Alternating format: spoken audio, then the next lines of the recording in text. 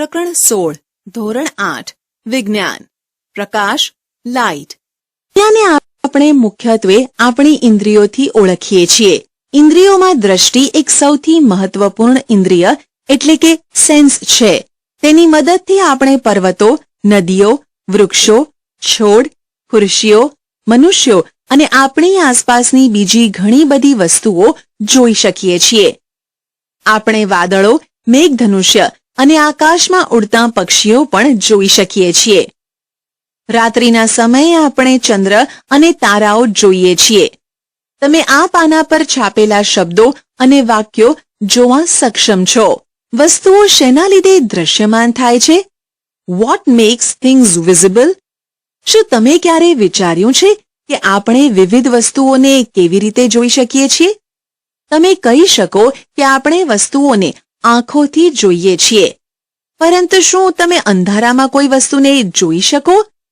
તેનો અર્થ એ થાય કે માત્ર આંખો દ્વારા કોઈ વસ્તુ જોઈ શકાતી નથી। જ્યારે પદાર્થમાંથી આવતો પ્રકાશ આપણી આંખમાં પ્રવેશે ત્યારે જ આપણે વસ્તુ જોઈએ છીએ। આ પ્રકાશ વસ્તુઓ દ્વારા પરાવર્તિત થયેલો હોય અથવા તેમાંથી ઉત્સર્જિત થયેલો હોય છે। ધોરણ 7માં તમે શીખ્યા છો, પોલિશ એટલે કે ચકચકિત કરેલી કે ચળકતી સપાટી એક અરીસાની જેમ વર્તે છે। અરીસો તેના પર આપાત થતા પ્રકાશની દિશા બદલે છે। તમે કહી શકો કે સપાટી પર આપાત થતો પ્રકાશ કઈ દિશામાં પરાવર્તન પામશે? ચાલો આપણે જોઈએ। પરાવર્તનના નિયમો, લોઝ ઓફ રિફ્લેક્શન। પ્રવૃત્તિ 16.1 એક સફેદ કાગળનો ટુકડો ડ્રોઈંગ બોર્ડ કે ટેબલ પર લગાવો। એક કાંસકો લો અને તેના મધ્ય ભાગ સિવાયના બધા તાંતા બંધ કરો। આ હેતુ માટે તમે કાળા કાગળની એક પટ્ટી લઈ શકો। કાંસકાને કાગળ સાથે લંબરૂપે રહે તેમ પકડો। કાંસકાની એક બાજુથી દાંતામાંથી ટોર્ચ દ્વારા પ્રકાશ ફેંકો। ટોર્ચ અને કાંસકાને એવી રીતે ગોઠવો કે જેથી કાંસકાની બીજી બાજુ કાગળ પર તમે પ્રકાશનું કિરણ જોઈ શકો। હવે ટોર્ચ અને કાંસકાને સ્થિર રાખો। પ્રકાશના કિરણના પથમાં એક સમતલ અરીસાની પટ્ટી મૂકો। તમે શું અવલોકન કરો છો? અરીસા પર અથડાયા એટલે કે આપાત થયા પછી પ્રકાશનું કિરણ અન્ય દિશામાં પરાવર્તિત થાય છે। પ્રકાશનું જે કિરણ કોઈ પણ સપાટી પર અથડાય છે તેને આપાત કિરણ એટલે કે ઇન્સિડન્ટ રે કહે છે। જે કિરણ સપાટી પરથી પરાવર્તન પામીને પાછું આવે છે તેને પરાવર્તિત કિરણ એટલે કે રિફ્લેક્ટેડ રે કહે છે। પ્રકાશનું કિરણ એ એક આદર્શ રૂપ છે। વાસ્તવમાં આપણી પાસે પ્રકાશનો સાંકડો કિરણપુંજ એટલે કે બીમ હોય છે, જે ભિન્ન ભિન્ન કિરણોનો બનેલો હોય છે। સરળતા ખાતર આપણે પ્રકાશના સાંકડા કિરણપુંજ માટે કિરણ શબ્દ ઉપયોગમાં લઈએ છીએ। તમારા મિત્રની મદદથી કાગળ પર સમતલ અરીસાનું સ્થાન, આપાત કિરણ અને પરાવર્તિત કિરણ દર્શાવતી રેખાઓ દોરો। અરીસો અને કાંસકો દૂર કરો। જે બિંદુએ આપાત કિરણ અરીસાને અથડાય છે ત્યાં અરીસો દર્શાવતી રેખા સાથે 90 ડિગ્રીનો કોણ બનાવતી રેખા દોરો। આ રેખા એ પરાવર્તક સપાટીને તે બિંદુ પાસે દોરેલો લંબ એટલે કે નોર્મલ કહેવાય છે। લંબ અને આપાત કિરણ વચ્ચેના કોણને આપાત કોણ એંગલ ઓફ ઇન્સિડન્સ તથા લંબ અને પરાવર્તિત કિરણ વચ્ચેના કોણને પરાવર્તન કોણ એંગલ ઓફ રિફ્લેક્શન કહે છે। આપાત કોણ અને પરાવર્તન કોણ માપો। આપાત કોણ બદલીને અનેક વખત આ પ્રવૃત્તિનું પુનરાવર્તન કરો। કોષ્ટક 16.1માં માહિતી ભરો। શું તમે આપાત કોણ અને પરાવર્તન કોણ વચ્ચે કોઈ સંબંધ જુઓ છો? શું તેઓ લગભગ સમાન છે? જો પ્રયોગ ચોકસાઈપૂર્વક કરવામાં આવે તો આપાત કોણ અને પરાવર્તન કોણ હંમેશા સમાન જોવા મળે છે। આને પરાવર્તનનો નિયમ કહેવાય છે। ચાલો આપણે પરાવર્તન પર અન્ય પ્રવૃત્તિ કરીએ। જો હું અરીસા પર લંબરૂપે પ્રકાશ ફેંકું તો શું થશે? પ્રવૃત્તિ 16.2 16.1 પ્રવૃત્તિ ફરીથી કરો। આ વખતે સખત કાગળ કે ચાર્ટ પેપરનો ઉપયોગ કરો। કાગળના ટુકડાને ટેબલની ધારથી થોડો બહાર આવે તે રીતે મૂકો। શીટના બહાર નીકળેલા ભાગને વચ્ચેથી કાપો. પરાવર્તિત કિરણને જુઓ. ધ્યાન રાખો કે પરાવર્તિત કિરણ કાગળના બહાર નીકળેલા ભાગ પર પણ દેખાય. કાગળના બહાર નીકળેલા ભાગને વાળો કે જેના પર પરાવર્તિત કિરણ દેખાય છે. શું હજુ પણ તમે પરાવર્તિત કિરણ જોઈ શકો છો? કાગળને ફરીથી મૂળ સ્થિતિમાં પાછો લાવો. ફરીથી પરાવર્તિત કિરણ જોઈ શકો છો? તમે શું અનુમાન કરો છો? જ્યારે સમગ્ર કાગળ એક ટેબલ પર ફેલાય છે ત્યારે તે એક સમતલને રજૂ કરે છે. આપાત કિરણ, આપાત બિંદુએ દોરેલો લંબ અને પરાવર્તિત કિરણ આ બધા એક સમતલમાં હોય છે. જ્યારે તમે કાગળને વાળો છો ત્યારે તમે આપાત કિરણ અને લંબ જેમાં રહેલા છે તે સમતલ કરતા અલગ સમતલ બનાવો છો.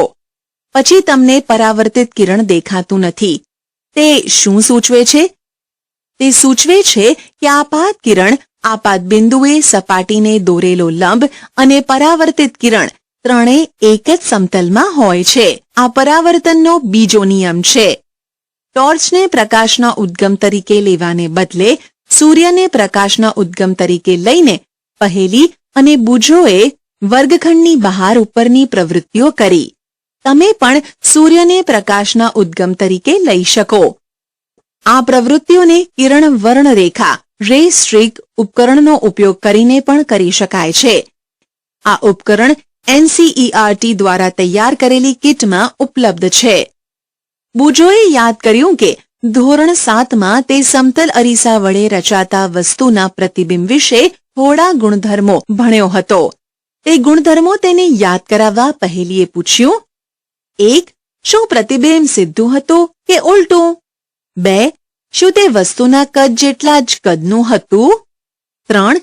અરીસા આગળ જેટલા અંતરે વસ્તુ હતી તેટલા જ સમાન અંતરે અરીસાની પાછળ પ્રતિબિંબ દેખાતું હતું? 4. શું પ્રતિબિંબને પડદા પર મેળવી શકાતું હતું? નીચે જણાવ્યા પ્રમાણે ચાલો આપણે સમતલ અરીસા વડે રચાતા પ્રતિબિંબ વિશે થોડું વધારે સમજીએ. પ્રવૃત્તિ 16.3. સમતલ અરીસા PQની સામે પ્રકાશનું એક ઉદ્ગમ O મૂક્યું છે. બે કિરણો OA અને OC તેના પર આપાત થાય છે. શું તમે પરાવર્તિત કિરણોની દિશા શોધી શકો છો? સમતલ અરીસા PQની સપાટી પર બિંદુ A અને C પાસે લંબ દોરો. પછી બિંદુઓ A અને C પાસે પરાવર્તિત કિરણ દોરો. આ કિરણો તમે કેવી રીતે દોરશો? AB અને CD ને અનુક્રમે પરાવર્તિત કિરણો કહો. તેમને આગળની દિશામાં લંબાવો. શું તેઓ એકબીજાને મળે છે? હવે તેમને પાછળની દિશામાં લંબાવો. હવે તેઓ એકબીજાને મળે છે? જો હા, તો તે બિંદુ પર I અંકિત કરો. શું પરાવર્તિત કિરણો E પર રહેલા કોઈ અવલોકનકર્તાની આંખોને બિંદુ I માંથી આવતા હોવાનો ભાસ થશે? કારણ કે પરાવર્તિત કિરણો વાસ્તવમાં I પર મળતા નથી, પરંતુ મળતા હોવાનો આભાસ થાય છે. એટલે આપણે કહીએ છીએ કે વસ્તુ Oનું આભાસી પ્રતિબિંબ I પર રચાય છે. તમે ધોરણ 7માં શીખી ગયા છો કે આ પ્રકારના પ્રતિબિંબને પડદા પર મેળવી શકાતું નથી. તમે યાદ કરી શકો છો કે અરીસા દ્વારા રચાતા પ્રતિબિંબમાં વસ્તુનો ડાબો ભાગ જમણી બાજુ અને જમણો ભાગ ડાબી બાજુ દેખાય છે. આ ઘટનાને પાર્શ્વ વ્યુત્ક્રમ લેટરલ ઇન્વર્ઝન કહે છે. નિયમિત અને અનિયમિત પરાવર્તન રેગ્યુલર એન્ડ ઇરરેગ્યુલર રિફ્લેક્શન. પ્રવૃત્તિ 16.4. આકૃતિ 16.6માં દર્શાવ્યા પ્રમાણે અનિયમિત સપાટી પર સમાંતર કિરણો આપાત થાય છે. તેમ વિચારો, યાદ રાખો કે પરાવર્તનના નિયમો સપાટી પરના દરેક બિંદુ માટે માન્ય છે. વિવિધ બિંદુઓ પર પરાવર્તિત કિરણો રચવા આ નિયમોનો ઉપયોગ કરો. શું પરાવર્તિત કિરણો એકબીજાને સમાંતર છે? તમે જોશો કે આ કિરણો જુદી જુદી દિશાઓમાં પરાવર્તિત થાય છે. જ્યારે બધા સમાંતર કિરણો સમતલ સપાટી પરથી પરાવર્તિત થયા પછી સમાંતર હોતા નથી, તો આવા પરાવર્તનને વિખરાયેલું કે અનિયમિત પરાવર્તન કહે છે. યાદ રાખો કે વિખરાયેલું એટલે કે ડિફ્યુઝડ પરાવર્તન એ પરાવર્તનના નિયમોની નિષ્ફળતાને કારણે નથી, તે કાર્ડબોર્ડ જેવી પરાવર્તક સપાટીની અનિયમિતતાને કારણે હોય છે. બીજી બાજુ અરીસા જેવી લીસી સપાટી દ્વારા થતું પરાવર્તન એ નિયમિત પરાવર્તન કહેવાય છે. નિયમિત પરાવર્તન વડે પ્રતિબિંબો રચાય છે. શું આપણે બધી વસ્તુઓને પરાવર્તિત પ્રકાશના કારણે જોઈ શકીએ છીએ? તમારી આસપાસ લગભગ બધી વસ્તુઓ તમને પરાવર્તિત પ્રકાશના કારણે દેખાય છે. ઉદાહરણ તરીકે ચંદ્ર એ સૂર્યમાંથી પ્રાપ્ત પ્રકાશને પરાવર્તિત કરે છે. આ રીતે આપણે ચંદ્ર જોઈએ છીએ. જે વસ્તુઓ બીજી વસ્તુઓના પ્રકાશમાં ચમકે છે તેમને પરપ્રકાશિત ઇલ્યુમિનેટેડ વસ્તુઓ કહે છે. શું તમે આવી અન્ય વસ્તુઓના નામ આપી શકો? થોડી એવી વસ્તુઓ છે કે જે સ્વયંનો પ્રકાશ ઉત્સર્જિત કરે છે, જેમ કે સૂર્ય, આગ, મીણબત્તીની જ્યોત અને વિદ્યુત બલ્બ. તેમનો પ્રકાશ આપણી આંખો પર પડે છે. જે વસ્તુઓ પોતાનો પ્રકાશ ઉત્સર્જિત કરે છે તેને સ્વયં પ્રકાશિત લ્યુમિનસ વસ્તુઓ કહે છે. મારા મનમાં એક પ્રશ્ન છે. જો પરાવર્તિત કિરણો અન્ય અરીસા પર આપાત થાય તો શું તે ફરીથી પરાવર્તિત થશે? ચાલો આપણે જોઈએ. પરાવર્તિત પ્રકાશને ફરીથી પરાવર્તિત કરી શકાય છે. Reflected light can be reflected again. છેલ્લે તમે જ્યારે હેર ડ્રેસરની મુલાકાત લીધેલી તે યાદ કરો. તે તમને અરીસાની આગળના ભાગમાં બેસાડે છે. તમારા વાળ કાપવાનું કાર્ય પતી જાય પછી તે તમારા વાળ કેવા કપાયા છે તે બતાવવા તમારી પાછળ એક અરીસો પકડે છે. શું તમને ખબર છે તમારા માથાના પાછળના વાળ તમે કેવી રીતે જોઈ શકતા હતા? પહેલીને યાદ આવ્યું કે ધોરણ 6 માં વિસ્તૃત પ્રવૃત્તિના રૂપમાં તેણે એક પેરિસ્કોપ બનાવ્યું હતું. પેરિસ્કોપમાં 2 સમતલ અરીસાનો ઉપયોગ કરવામાં આવે છે. શું તમે સમજાવી શકો છો 2 અરીસાના પરાવર્તનથી તમે કઈ રીતે વસ્તુઓ જોઈ શકો છો જે તમે સીધી એટલે કે ડાયરેક્ટ જોઈ શકતા નથી?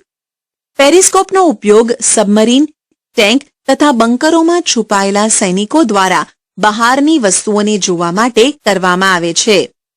ગુણક પ્રતિબિંબો, મલ્ટિપલ ઇમેજીસ. સમતલ અરીસો વસ્તુનું એક જ પ્રતિબિંબ રચે છે. તેનાથી તમે માહિતગાર છો. જો 2 સમતલ અરીસાઓનું સંયોજન ઉપયોગમાં લઈએ તો શું થશે? ચાલો આપણે જોઈએ. પ્રવૃત્તિ 16.5. 2 સમતલ અરીસા લો. તેમની ધાર એકબીજાને સ્પર્શે તે રીતે એકબીજા સાથે 90 અંશનો કોણ બનાવે તે રીતે તેમને ગોઠવો. તેમને જોડવા માટે તમે કોઈ ટેપનો ઉપયોગ કરી શકો છો. અરીસાઓની વચ્ચે એક સિક્કો મૂકો. સિક્કાના કેટલા પ્રતિબિંબો તમને જોવા મળે છે? હવે ટેપનો ઉપયોગ કરીને અરીસાઓને જુદા જુદા કોણ જેમ કે 45 ડિગ્રી, 60 ડિગ્રી, 120 ડિગ્રી, 180 ડિગ્રી વગેરે પર જોડો. અરીસાઓની વચ્ચે કોઈ વસ્તુ જેમ કે મીણબત્તી મૂકો. દરેક કિસ્સામાં મીણબત્તીના પ્રતિબિંબોની સંખ્યા નોંધો. શું તમે હવે સમજાવી શકો કે હેર ડ્રેસરની દુકાને તમારા માથાની પાછળ તમે કેવી રીતે જોઈ શકો છો? એકબીજા સાથે કોઈ ચોક્કસ ખૂણે રાખેલા અરીસાઓ દ્વારા અનેક પ્રતિબિંબો રચાવવાની ધારણાનો ઉપયોગ કેલિડોસ્કોપમાં સંખ્યાબંધ ભાતો એટલે કે પેટર્ન્સ બનાવવા માટે કરવામાં આવે છે. તમે તમારી જાતે પણ કેલિડોસ્કોપ બનાવી શકો. કેલિડોસ્કોપ. પ્રવૃત્તિ 16.6. કેલિડોસ્કોપ બનાવવા માટે અરીસાની લગભગ 15 સેન્ટીમીટર લાંબી અને 4 સેન્ટીમીટર પહોળી 3 લંબચોરસ આકારની પટ્ટીઓ લો. એક પ્રિઝમ બનાવવા માટે તેમને આકૃતિમાં દર્શાવ્યા અનુસાર જોડો. તેમને વર્તુળાકાર કાર્ડબોર્ડની નળીમાં કે જાડા ચાર્ટ પેપરની નળીઓ લગાવો. ધ્યાન રાખો કે ટ્યુબ અરીસાની પટ્ટીઓથી થોડી વધારે લંબાઈની હોય. ટ્યુબના એક છેડાને મધ્યમાં છિદ્ર હોય તેવી કાર્ડબોર્ડની તકતી વડે બંધ કરો કે જે છિદ્ર વડે તમે જોઈ શકો. તકતીને ટકાઉ બનાવવા માટે તેની નીચે પારદર્શક પ્લાસ્ટિકની શીટ ચોંટાડો. ટ્યુબના બીજા છેડા પર સમતલ કાચની એક વર્તુળાકાર પ્લેટ અરીસાઓને સ્પર્શે તે રીતે જોડો. આ પ્લેટ પર નાના નાના રંગીન કાચના થોડા ટુકડાઓ, રંગીન બંગડીઓના તૂટેલા ટુકડા રાખો. ટ્યુબના આ છેડાને લીસા કરેલા એટલે કે ઘસેલા કાચની પ્લેટથી બંધ કરો. રંગીન ટુકડાઓની હલનચલન માટે પૂરતી જગ્યા રહેવા દો. તમારું કેલિડોસ્કોપ તૈયાર છે. જ્યારે તમે છિદ્રમાંથી જુઓ છો ત્યારે તમને ટ્યુબમાં વિવિધ તરા પેટર્ન દેખાય છે. કેલિડોસ્કોપનું એક રસપ્રદ લક્ષણ એ છે કે તમે ક્યારેય એક તરહ બીજી વાર નહીં જોઈ શકો. ભીંત ચિત્રો અને વસ્ત્રોની ડિઝાઇન બનાવવાવાળા તથા કલાકારો કેલિડોસ્કોપનો ઉપયોગ નવી નવી તરહની કલ્પના કરવા માટે કરે છે. પોતાના રમકડાને આકર્ષક બનાવવા માટે તમે તેના પર રંગીન કાગળ વીંટાળી શકો. સૂર્યપ્રકાશ શ્વેત કે રંગીન, સનલાઇટ વ્હાઇટ ઓર કલર્ડ. ધોરણ 7માં તમે શીખ્યા છો કે સૂર્યના પ્રકાશને શ્વેત પ્રકાશના રૂપમાં ઓળખવામાં આવે છે. તમે એ પણ શીખ્યા છો કે તેમાં 7 રંગો હોય છે. એવું દર્શાવવા કે સૂર્યપ્રકાશમાં 7 રંગો હોય છે, બીજી પ્રવૃત્તિ કરીએ. પ્રવૃત્તિ 16.7. યોગ્ય સાઇઝનો એક સમતલ અરીસો લો. તેને આકૃતિમાં દર્શાવ્યા પ્રમાણે એક વાટકામાં મૂકો. વાટકાને પાણીથી ભરો. આ ગોઠવણને બારી નજીક મૂકો જેથી સીધો સૂર્યપ્રકાશ અરીસા પર પડે. વાટકાનું સ્થાન એવી રીતે ગોઠવો કે જેથી અરીસામાંથી પરાવર્તિત કિરણ દિવાલ પર પડે. જો દિવાલ સફેદ ન હોય તો સફેદ કાગળ દિવાલ પર લગાડો. પરાવર્તિત પ્રકાશમાં તમને ઘણા રંગો દેખાશે. આ તમે કેવી રીતે સમજાવી શકો? અરીસો અને પાણી સંયુક્ત રીતે એક પ્રિઝમ રચે છે. આ પ્રકાશને તેના રંગોમાં વિભાજિત કરે છે, જે તમે ધોરણ 7માં શીખ્યા છો. પ્રકાશનું પોતાના રંગોમાં વિભાજિત થવાની ઘટનાને પ્રકાશનું વિભાજન ડિસ્પર્ઝન કહે છે. મેઘધનુષ્ય પ્રકાશનું વિભાજન દર્શાવતી એક કુદરતી ઘટના છે. આપણી આંખોની અંદર શું છે? What is inside our eyes? આપણે વસ્તુઓને ત્યારે જ જોઈ શકીએ છીએ જ્યારે તેમનામાંથી આવતો પ્રકાશ આપણી આંખોમાં પ્રવેશે. આંખ આપણી સૌથી મહત્વની ઇન્દ્રિયોમાંની એક છે. તેથી તેના બંધારણ અને કાર્યને સમજવું આપણા માટે મહત્વનું છે. આપણી આંખોનો આકાર લગભગ ગોળાકાર છે. આંખનું બહારનું આવરણ સફેદ હોય છે. તે સખત હોય છે જેથી તે આંખના અંદરના ભાગોને અકસ્માતોથી બચાવી શકે. તેના આગળના પારદર્શક ભાગને કોર્નિયા કહે છે. કોર્નિયાની પાછળ આપણને એક ઘેરા રંગનું સ્નાયુઓનું બંધારણ જોવા મળે છે, જેને આઇરિસ કહે છે. આઇરિસમાં એક નાનું દ્વાર ઓપનિંગ હોય છે, જેને કીકી પ્યુપિલ કહે છે. કીકીના કદને નિયંત્રણમાં રાખવાનું કામ આઇરિસ દ્વારા થાય છે. આઇરિસ આંખોનો એ ભાગ છે જે તેને તેનો વિશિષ્ટ રંગ પ્રદાન કરે છે. જ્યારે આપણે કહીએ છીએ કે કોઈ વ્યક્તિની આંખો લીલી છે, ત્યારે ખરેખર આપણે આઇરિસના રંગનો જ ઉલ્લેખ કરીએ છીએ. આઇરિસ આંખમાં પ્રવેશતા પ્રકાશના પ્રમાણનું નિયંત્રણ કરે છે. કેવી રીતે? ચાલો જોઈએ. ચેતવણી: આ પ્રવૃત્તિ કરવા માટે ક્યારેય પણ લેઝર ટોર્ચનો ઉપયોગ ન કરવો. પ્રવૃત્તિ 16.8. તમારા મિત્રની આંખમાં જુઓ. આંખની કીકીના કદનું અવલોકન કરો. ટોર્ચ વડે તેની આંખો પર પ્રકાશ ફેંકો. હવે કીકીનું અવલોકન કરો. ટોર્ચ બંધ કરો અને ફરીથી તેની કીકીનું અવલોકન કરો. શું તમે કીકીના કદમાં કોઈ ફેરફાર નોંધ્યો? કયા કિસ્સામાં કીકી મોટી છે? શું તમે વિચારી શકો આવું કેમ થાય છે? કયા કિસ્સામાં તમને આંખમાં વધારે પ્રકાશ પસાર કરવાની જરૂર છે? ઝાંખા પ્રકાશમાં કે તેજસ્વી પ્રકાશમાં?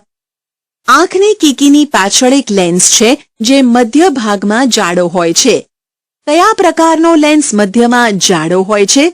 યાદ કરો, ધોરણ 7માં લેન્સ વિશે શું શીખ્યા છો? આ લેન્સ પ્રકાશને આંખના પાછળના ભાગમાં એક સ્તર પર કેન્દ્રિત કરે છે, જેને નેત્રપટલ રેટિના કહેવામાં આવે છે. રેટિના ઘણા બધા ચેતાકોષો ધરાવે છે. ચેતાકોષો દ્વારા અનુભવાયેલી સંવેદનાઓને દ્રષ્ટિ ચેતા દ્વારા મગજ સુધી પહોંચાડવામાં આવે છે. 2 પ્રકારના કોષો હોય છે. એક શંકુ કોષો, જેના દ્વારા તીવ્ર પ્રકાશની સંવેદના મેળવી શકાય છે, 2 સળી કોષો, જેના દ્વારા ઝાંખા પ્રકાશની સંવેદના મેળવી શકાય છે. શંકુ કોષો રંગ પારખે છે. દ્રષ્ટિ ચેતા અને નેત્રપટલના જોડાણ પાસે કોઈ સંવેદનાત્મક કોષ હોતા નથી, તેથી તે જગ્યા પાસે કોઈ દ્રષ્ટિ હોતી નથી, જેને અંતબિંદુ બ્લાઇન્ડ સ્પોટ કહે છે. તેનું અસ્તિત્વ નીચે મુજબ દર્શાવી શકાય. પ્રવૃત્તિ 16.9. કોઈ કાગળની શીટ પર એક ગોળનું ચિહ્ન અને ક્રોસ ચોકડીનું ચિહ્ન બનાવો. ગોળ ચિહ્ન એ ક્રોસની જમણી બાજુ હોવું જોઈએ. બંને ચિહ્નોની વચ્ચે 6 થી 8 સેન્ટીમીટરનું અંતર હોવું જોઈએ. કાગળની શીટને આંખથી ભુજા જેટલા અંતરે પકડો. તમારી ડાબી આંખને બંધ કરો. ક્રોસને સતત જોતા રહો. પોતાની આંખને ક્રોસ પર સ્થિર રાખતા રાખતા શીટને ધીમે ધીમે પોતાની તરફ લાવો. તમને શું જોવા મળે છે? શું ગોળ ચિહ્ન શીટથી થોડેક દૂર અંતરે અદૃશ્ય થઈ જાય છે? હવે પોતાની જમણી આંખ બંધ કરો. હવે ગોળ ચિહ્નને જોતા જોતા ઉપરની પ્રવૃત્તિનું પુનરાવર્તન કરો. શું આ વખતે ક્રોસ ચિહ્ન અદૃશ્ય થઈ જાય છે? ક્રોસ અથવા ગોળ ચિહ્નનું અદૃશ્ય થવું એ દર્શાવે છે કે રેટિના પર કોઈ એવું બિંદુ છે કે જ્યારે પ્રકાશ પડે છે ત્યારે તેનો સંદેશો મગજને પહોંચાડી શકતું નથી. રેટિના પર બનેલા પ્રતિબિંબની છાપ વસ્તુને ખસેડી લીધા પછી તરત જ અદૃશ્ય થતી નથી. તે લગભગ 1/16 સેકન્ડ સુધી ચાલુ રહે છે. આથી જો આંખ પર પ્રતિ સેકન્ડ 16 કે એનાથી વધારે દર પર કોઈ ગતિશીલ વસ્તુના સ્થિર પ્રતિબિંબ બને તો આંખને તે વસ્તુ ગતિમાં હોય તેવો અનુભવ થશે. પ્રવૃત્તિ 16.10. 6 થી 8 સેન્ટીમીટર બાજુવાળો કાર્ડબોર્ડનો એક ચોરસ ટુકડો લો. આકૃતિ 16.16 દર્શાવ્યા પ્રમાણે તેમાં 2 છિદ્રો કરો. તે બંને છિદ્રોમાં એક દોરી પરોવો. કાર્ડબોર્ડની એક બાજુ પર એક પાંજરું અને બીજી બાજુ પર એક પક્ષી દોરો અથવા તેમના ચિત્રો ચોંટાડો. દોરીને વળ ચડાવીને કાર્ડને ઝડપથી ફેરવો. શું તમને પક્ષી પાંજરાની અંદર દેખાય છે? આપણે જે ચલચિત્ર જોઈએ છીએ હકીકતમાં એ ઘણા બધા યોગ્ય ક્રમમાં ગોઠવાયેલા ચિત્રો છે. તેમને આંખોની સામે લગભગ 24 ચિત્રો પ્રતિ સેકન્ડ 16 ચિત્રો પ્રતિ સેકન્ડના દરથી વધારેના દરથી ચલાવવામાં આવે છે. તેથી આપણે ચલચિત્ર જોઈ શકીએ છીએ.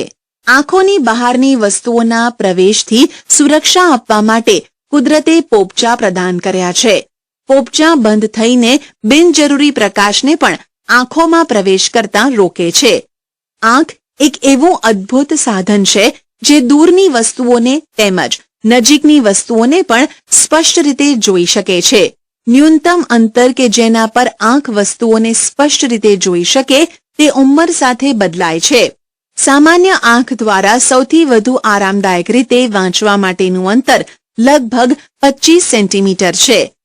કોઈક વ્યક્તિ નજીકની વસ્તુઓને સ્પષ્ટ રીતે જોઈ શકે છે, જ્યારે દૂરની વસ્તુઓને સ્પષ્ટ રીતે જોઈ શકતી નથી. બીજી બાજુ અમુક વ્યક્તિ નજીકની વસ્તુઓને સ્પષ્ટ જોઈ શકતી નથી, જ્યારે દૂરની વસ્તુઓને વધારે સારી રીતે જોઈ શકે છે. યોગ્ય લેન્સનો ઉપયોગ કરીને આંખોની આવી ખામીઓ નિવારી શકાય છે. ક્યારેક મોટે ભાગે મોટી ઉંમરે દ્રષ્ટિ ધૂંધળી થઈ જાય છે. તે આંખોના લેન્સના ધૂંધળા બની જવાને લીધે થાય છે. આવું થવાને લીધે કહેવાય છે કે આંખોમાં મોતિયો આવ્યો છે.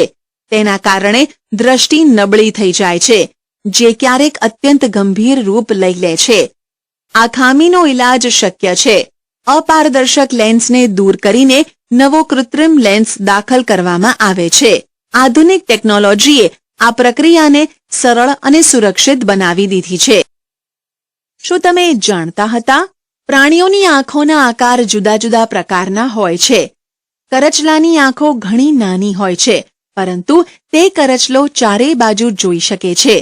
તેથી જો શત્રુ પાછળથી પણ તેના તરફ આવતો હોય તો પણ તેને ખબર પડી જાય છે.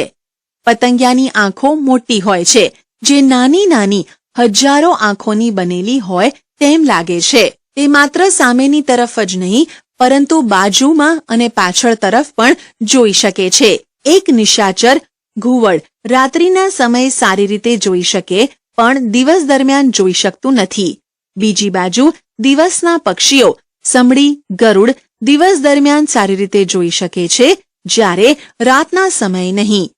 ઘુવડની આંખમાં મોટો પારદર્શક પટલ, કોર્નિયા અને મોટી કીકી હોય છે, જેથી તેની આંખમાં વધારે પ્રકાશ પ્રવેશી શકે.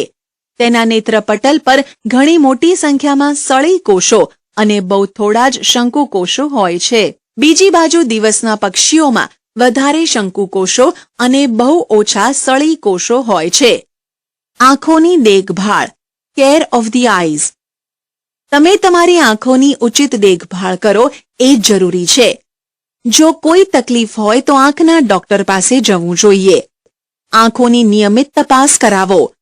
જો સલાહ આપવામાં આવેલ હોય તો યોગ્ય ચશ્માનો ઉપયોગ કરો. આંખો માટે બહુ જ ઓછો અને બહુ જ વધારે પ્રકાશ હાનિકારક છે. અપૂરતા પ્રકાશને લીધે આંખો ખેંચાય છે અને માથામાં દુખાવો થાય છે. જ્યારે ઘણો વધારે પ્રકાશ જેમ કે સૂર્યપ્રકાશ, શક્તિશાળી બલ્બ કે એક લેસર ટોર્ચ નેત્રપટલ, રેટિનાને ઈજા પહોંચાડી શકે છે. સૂર્ય કે શક્તિશાળી પ્રકાશ તરફ સીધે સીધું ન જુઓ. તમારી આંખોને ક્યારેય ચોળવી નહીં. જો કોઈ ધૂળના કણો તમારી આંખોમાં પડી જાય તો સ્વચ્છ પાણીથી તમારી આંખો ધુઓ. જો તેમાં કોઈ સુધારો ન થાય તો ડોક્ટર પાસે જાઓ. તમારી આંખોને વારંવાર સ્વચ્છ પાણીથી ધુઓ. યોગ્ય દ્રષ્ટિ માટે હંમેશા સામાન્ય અંતર રાખીને વાંચો. પુસ્તકને આંખોની એકદમ નજીક લાવીને કે એકદમ દૂર રાખીને ન વાંચો. તમે ધોરણ 6 માં સમતલ આહાર વિશે શીખ્યા છો. જો આહારમાં અમુક ઘટકોની ઉણપ હોય તો આંખોને પણ સહન કરવું પડે. ભોજન સામગ્રીમાં વિટામિન એ ની ઉણપ એ આંખોની ઘણી મુશ્કેલીઓ માટે જવાબદાર છે. તે બધામાં સૌથી સામાન્ય એ રતાંધળાપણું છે. આથી આપણે આપણા આહારમાં વિટામિન એ યુક્ત ખોરાકના ઘટકોનો સમાવેશ કરવો જોઈએ. કાચા ગાજર, બ્રોકોલી અને લીલા શાકભાજી જેમ કે પાલક અને કોડ લીવર તેલમાં વિપુલ પ્રમાણમાં વિટામિન એ મળી આવે છે. ઈંડા, દૂધ, દહીં, ચીઝ, માખણ અને ફળો જેમ કે પપૈયું અને કેરી વગેરે પણ વિપુલ માત્રામાં વિટામિન એ ધરાવે છે. ખામીયુક્ત દ્રષ્ટિવાળા વ્યક્તિઓ વાંચી અને લખી શકે છે. Visually challenged persons can read and write. કેટલાક વ્યક્તિઓ જેમાં બાળકો પણ સામેલ છે જે દ્રષ્ટિથી વિકલાંગ હોઈ શકે છે. વસ્તુઓને જોવા માટે તેમની દ્રષ્ટિ મર્યાદિત હોય છે. કેટલાક વ્યક્તિ જન્મથી જ બિલકુલ જોઈ શકતા નથી. કેટલાક વ્યક્તિ કોઈ રોગને કારણે પોતાની દ્રષ્ટિ ગુમાવે છે. આવા વ્યક્તિઓ સ્પર્શ દ્વારા અને અવાજો ધ્યાનપૂર્વક સાંભળીને વસ્તુઓને ઓળખવાનો પ્રયત્ન કરે છે. તેઓ પોતાની બીજી ઇન્દ્રિયોને વધારે તીક્ષ્ણતાથી વિકસાવે છે. જો કે વધારાના સ્ત્રોત તેમને પોતાની ક્ષમતાઓ વિકસાવવામાં સક્ષમ કરી શકે છે. સ્ત્રોત બે પ્રકારના હોય છે: અપ્રકાશીય સાધનો અને પ્રકાશીય સાધનો. અપ્રકાશીય સાધનોમાં દ્રષ્ટિ સંબંધી સાધનો, સ્પર્શ સંબંધી સાધનો, શ્રવણ સંબંધી સાધનો અને વીજાણુ સાધનોનો સમાવેશ થાય છે. દ્રષ્ટિ સંબંધી સાધનો શબ્દોને મોટા કરી શકે છે, પ્રકાશની યોગ્ય તીવ્રતા પૂરી પાડી શકે છે અને વસ્તુઓને યોગ્ય અંતરોએ જોઈ શકે છે. સ્પર્શ સંબંધી સાધનોમાં ખામીયુક્ત દ્રષ્ટિવાળા વ્યક્તિઓને નોંધ કરાવવામાં, વાંચવામાં અને લખવામાં મદદરૂપ એવી બ્રેલ લિપિની લખવાની પાટી અને કલમ, સ્ટાઇલસ શામેલ છે. શ્રવણ સંબંધી સાધનોમાં કેસેટો, ટેપ રેકોર્ડર, બોલતા પુસ્તકો અને બીજા સાધનો શામેલ છે. બોલતા કેલ્ક્યુલેટર્સ જેવા વીજાણુ સાધનો પણ ઉપલબ્ધ છે, જેનાથી અનેક ગણતરી માટેના કાર્યો કરી શકાય છે. બંધ પરિપથ ટેલિવિઝન, ક્લોઝડ સર્કિટ ટેલિવિઝન પણ એક વીજાણુ સાધન છે, જે મુદ્રિત સામગ્રીઓને યોગ્ય રંગ, છટાઓના ભેદની માત્રા અને પ્રકાશિતતા સાથે વિસ્તૃત કરે છે. આજકાલ શ્રવણ સીડી તથા કમ્પ્યુટર સાથે વાકયંત્રો પણ જરૂરી શબ્દોને સાંભળવા અને લખવા માટે ઘણા ઉપયોગી છે. પ્રકાશીય સાધનોમાં દ્વિકેન્દ્રક લેન્સ, કોન્ટેક્ટ લેન્સ, રંગીન લેન્સ, વિસ્તૃત કરનાર અને ટેલિસ્કોપ સાધનોનો સમાવેશ થાય છે. જ્યારે લેન્સના સંયોજન એ દ્રષ્ટિ મર્યાદાઓને સુધારવા ઉપયોગમાં લેવામાં આવે છે, ટેલિસ્કોપ સાધનો એ ચોકબોર્ડ તથા વર્ગ નિર્દેશન જોવા માટે ઉપલબ્ધ છે. બ્રેલ લિપિ શું છે? What is the Braille system? ખામીયુક્ત દ્રષ્ટિવાળા વ્યક્તિઓ માટે સૌથી વધારે લોકપ્રિય સ્ત્રોત બ્રેલ લિપિ છે. લુઈસ બ્રેલ, જે પોતે ખામીયુક્ત દ્રષ્ટિવાળા વ્યક્તિ હતા, તેમણે ખામીયુક્ત દ્રષ્ટિવાળા વ્યક્તિઓ માટે એક લિપિ વિકસાવી અને 1821માં તેને પ્રકાશિત કરી. વર્તમાન પદ્ધતિ 1932માં અપનાવવામાં આવી. સામાન્ય ભાષાઓ, ગણિત તથા વૈજ્ઞાનિક સંકેતો માટે બ્રેલ કોડ હોય છે. બ્રેલ લિપિનો ઉપયોગ કરીને ઘણી ભારતીય ભાષાઓ વાંચી શકાય છે. બ્રેલ લિપિમાં 63 ટપકાની તરાહો કે ચિહ્નો હોય છે. દરેક ચિહ્ન એક અક્ષર, અક્ષરોનું સંયોજન, એક સામાન્ય શબ્દ કે વ્યાકરણ સંબંધી સંકેત રજૂ કરે છે. ટપકાઓને 2 ઊભી હારના ખાનાઓમાં ગોઠવવામાં આવે છે. દરેક હારમાં 3 ટપકાઓ હોય છે. થોડા અંગ્રેજી શબ્દો અને થોડા સામાન્ય શબ્દો રજૂ કરવા ટપકાની તરાહ નીચે દર્શાવેલ છે.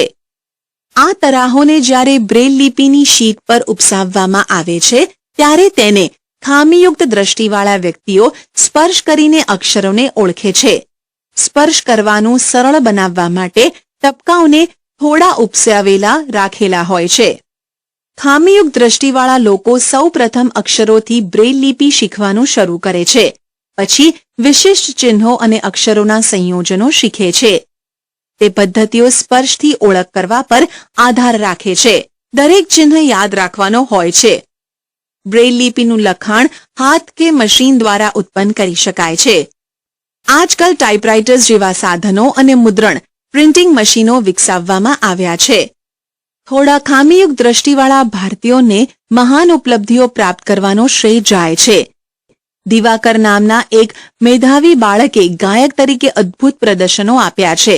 જન્મથી સંપૂર્ણ ખામીયુક્ત દ્રષ્ટિવાળા શ્રી રવિન્દ્ર જૈને અલ્હાબાદથી પોતાની સંગીત પ્રભાકરની ઉપાધિ મેળવી. તેમણે ગીતકાર, ગાયક અને સંગીત રચયિતા તરીકે પોતાની શ્રેષ્ઠતા દર્શાવી છે. લાલ અડવાણી, જે પોતે ખામીયુક્ત દ્રષ્ટિ ધરાવે છે, તેમણે ભારતમાં વિકલાંગોના પુનર્વસન અને વિશિષ્ટ કેળવણી માટે સંસ્થાની સ્થાપના કરી.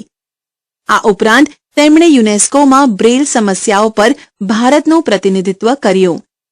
અમેરિકાની એક લેખિકા અને પ્રાધ્યાપિકા હેલેન એ કેલર કદાચ સૌથી વધારે જાણીતી અને પ્રેરણાદાયી ખામીયુક્ત દ્રષ્ટિવાળી વ્યક્તિ છે. માત્ર 18 મહિનાની ઉંમરે તેમણે પોતાની દ્રષ્ટિ ગુમાવી દીધી હતી, પરંતુ પોતાના સંકલ્પ અને સાહસને લીધે એક વિશ્વવિદ્યાલયમાંથી એક સ્નાતકની ઉપાધિ પ્રાપ્ત કરી શક્યા. સ્ટોરી ઓફ માય લાઈફ સહિત તેમણે ઘણા પુસ્તકો લખ્યા.